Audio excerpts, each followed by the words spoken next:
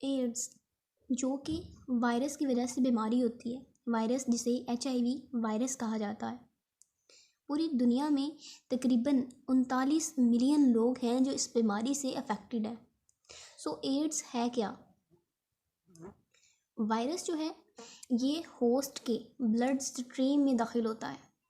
ये होस्ट की blood stream में दाखिल होता है और ये ट्रांसमिट भी इन्फेक्टेड बॉडी फ्लूइड से ही होता है।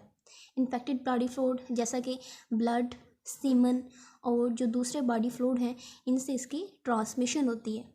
लेकिन जब ये होस्ट के ब्लड स्ट्रीम में वायरस दाखिल हो जाता है, जब ये वायरस दाखिल हो जाता है तो ये स्पेसिफिक सेल्स को टारगेट करता है। वो स्पेसिफिक सेल जो हैं वो टी हेल्पर सेल्स कहलाते हैं।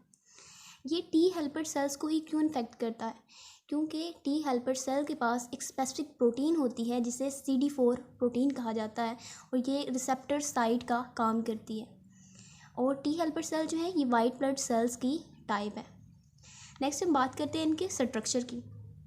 तो इनका जो आउटर इन्वेलप है वो कवर्ड होता है एक प्रोटीन से जिसे ग्लाइकोप्रोटीन कहा जाता है और ग्लाइकोप्रोटीन की मदद से ही ये अटैच होता है। ये ग्लाइकोप्रोटीन की मदद से होस्ट के CD4 रिसेप्टर साइट पे जाके अटैच्ड होता है और एक पॉइंट पे इन दोनों की जो सेल मेम्ब्रेन है वो फ्यूज़ हो जाती है।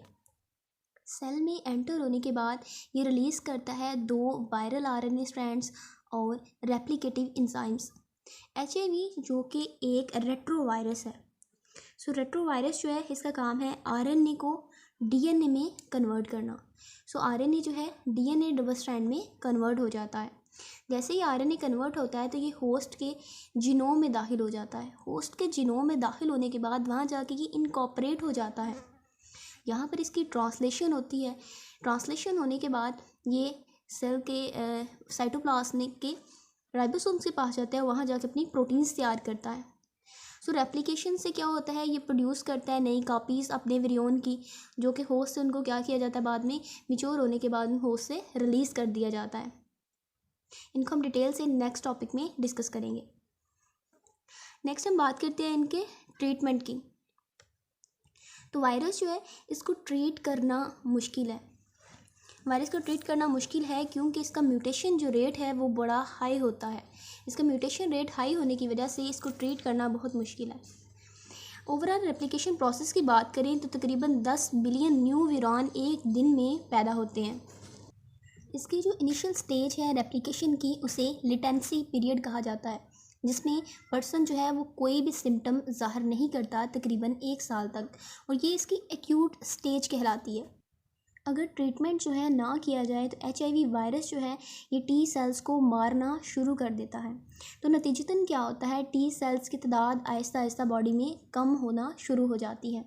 टी सेल्स की तादाद कम होने के नतीजे में एक्वायर्ड इम्यूनोडेफिशिएंसी सिंड्रोम यानी एड्स की बीमारी हो जाती है। इम्यून सिस्टम जो है वो बॉडी का सुप्रेस्ड हो जाता है। इम्यून सिस्टम जो है सुप्रेस्ड होने की वजह से और भी बहुत सारी बीमारियां अटैक कर देती हैं, जैसे कैंसर, उसके अलावा लंग्स डिजीज़ जिसे निमोनिया कहा जाता है।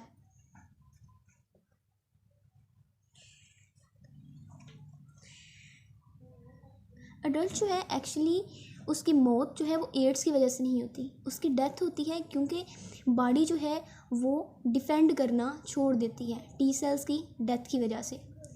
नेक्स्ट बात करते हैं मेडिसिन्स की। तो इन मेडिसिन जो यूज़ की जाती हैं वो है Daraprim and anti retroviral drug. Next बात करते हैं प्रिवेंटिव मेजर्स, यानी कौन कौन सी हिफाजती इक़दाम हैं जिनको हम यूज़ करके तो इस ख़तरनाक बीमारी से छुटकारा हासिल कर सकते हैं। फर्स्ट है कि हम साफ़ सुथरी नीडल्स का इस्तेमाल करें, कॉन्डम का यूज़ करें और सेफ़ ब्लड ट्रांसफ्यूजन को यकीनी बनाएं, तो हम इस वायरस से इजीली छुटकारा हासिल कर सकते हैं।